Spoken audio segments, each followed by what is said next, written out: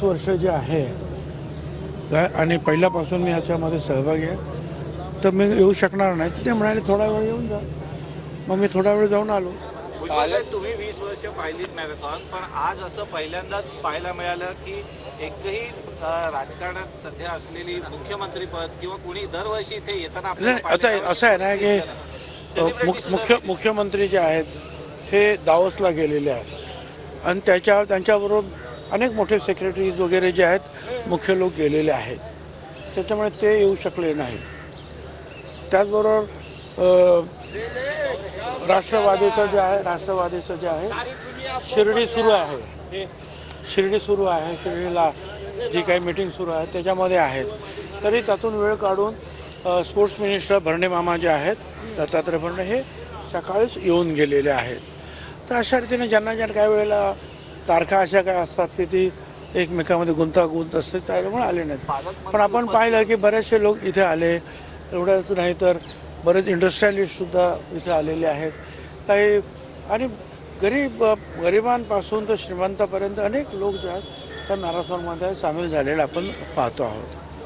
पालकमंत्र्यांची यादी जाहीर झाली आहे. पालकमंत्री प्रत्येक जिल्ह्याला मिळालेला आहे, पण काही लोकांना काही जबाबदारी देण्यात आलेली नाही, त्यांच्याकडनं सुद्धा नाराजी व्यक्त. मला काही कल्पना नाही, सरकारमध्ये नसल्यामुळे नक्की कोण नाराज आहे काय मला काही माहीत नाही. आणि काय मी कालच ती यादी वाचलेली आहे. बीडचं पालकमंत्रीपद अजितदादांनी स्वतः घेतलंय, धनंजय मुंडे यांना कोणते. चांगली गोष्ट आहे ना.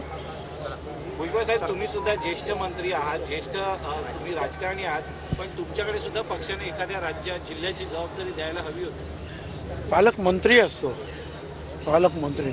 मी मंत्री नाही तर माझ्याकडे कसं देणार.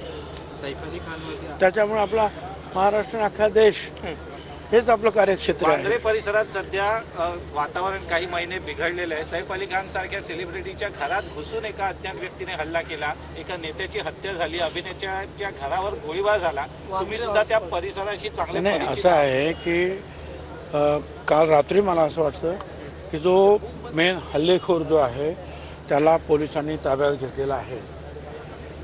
असं सांगितलं जातं तो भुरटा चोर आहे, परंतु तो बांगलादेशी आहे आणि कदाचित अलीकडेच तो मुंबईत आला असेल. तो काही चोरीच्या उद्देशाने वगैरे तो गेला होता, असं प्राथमिक माहिती जी आहे जे मुख्य पोलीस ऑफिसर्स आहेत काही त्यांनी मला तर सांगितलं.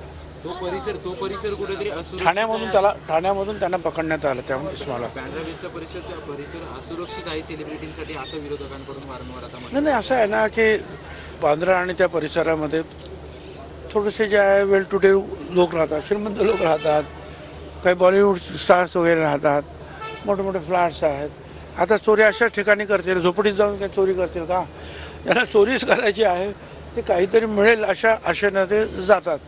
आणि असं आहे की आज 1.5 कोटी लोकसंख्या मला असं वाटतं अधिक असेल या मुंबईची. आणि अशा परिस्थितीमध्ये सुद्धा हे सगळे कार्यक्रम, उत्सव, अनेक अडचणी ह्या सगळ्या ज्या आहे मुंबई पोलीस जे महाराष्ट्र पोलीस अतिशय समर्थपणे सांभाळत आहेत. पण ह्या गोष्टी होत आहेत हे खरं आहे. हे सुद्धा होऊ नये म्हणून जे आहे निश्चितपणे आता पोलीस प्रयत्न करतील. सायबर ॲक्टचा आपण निर्माण केलेला आहे. मला वाटतं मीच होम मिनिस्टर असताना तो विभाग तो विभाग जो आहे तो आपण सुरू केला होता आणि आता मोठ्या प्रमाणावर CCTVs वगैरे लावलेले आहेत. त्याच्यामुळेच तो चोरसुद्धा जो आहे आपल्याला सापडू शकलेला आहे. तर ही परिस्थिती असताना आपण पोलीसचं काम करतात, पण आपण सुद्धा जे आहे थोडंसं जागरूक सगळ्यांनी राहिलं पाहिजे. सर, अधिवेशन जे सुरू आहे नाशिकमध्ये तिथे असं एक ठराव असं मांडण्यात आला आहे की पक्षांतर्गत बदल झाले पाहिजे, निवडणुका झाल्या पाहिजे, बदल गरजेचा पक्षामध्ये आणि संघटनात्मक काही बदल झाले पाहिजे. तुमचं काही मत आहे? कुठे मांडण्यात आलं? नाशिकमध्ये जे अधिवेशन, नाशिकमध्ये कुठचं अधिवेशन? मला काय कल्पना नाही. काय असं आहे की माझं मत असं आहे की ठीक आहे, जे काही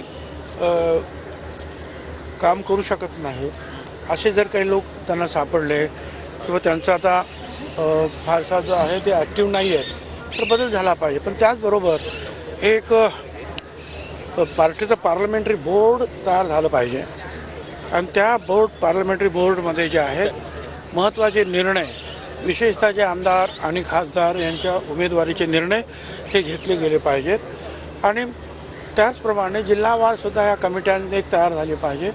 आता निवडणुका जिल्हा परिषद महानगरपालिकेच्या आहेत, त्याच्यामध्ये सुद्धा अशाच काही कमिट्या ज्या आहेत की ज्या कमिटीमध्ये सर्व वेगवेगळ्या समाजाचे लोक असतील, चांगले लोक असतील आणि योग्य प्रकारे त्याची निवड केली जाईल. या गोष्टी असणं आवश्यक आहे आणि सामूहिक निर्णय जे आहेत घेतले पाहिजेत. मग ते जिल्हा पातळी असेल, शहर पातळी किंवा राज्य पातळीवर असतील. भुजबळ साहेब, एक उदयनराजेंची एक स्टाईल आहे ती यंदा इथे तुम्ही करताना पाहायला मिळाला. कॉलर उडवताना तुम्ही दिसला होता. ना कॉलर उडवताना नाही, खालून जे आहे ना आमचे डॉक्टर सूर्या हे न्यूरोलॉजिस्ट आहेत मुंबई हॉस्पिटलचे, बॉम्बे हॉस्पिटलमध्ये आणि इतर हॉस्पिटलमध्ये मोठे आहेत. ते मोठ्या पदावर सुद्धा आहेत, त्यांच्या ते असोसिएशन. तर त्यांची ही संस्था आहे APMC एपिलेप्सी फाउंडेशन. तर तो ग्रुप खालून चालला होता, त्यावेळेला मी त्यांना दाखवत होतो की मी सुद्धा तुमचं बनियन घातलेलं आहे. काय एवढंच. बाकी कॉलर उडवण्याचे कॉलर उडवण्याचे दिवस पण गेले राहो. तर आपण पाहतोय भुजबळांनी महत्त्वपूर्ण वक्तव्य इथे केलेलं आहे. पक्षात थोडा बदल होणं गरजेचं असतं असं सुद्धा भुजबळांनी यावेळी म्हटलेलं आहे. तर जे ऍक्टिव्ह नाहीत त्यांच्याविषयी निर्णय घ्यायला हवा असं सुद्धा वक्तव्य भुजबळांनी इथे केलं आहे.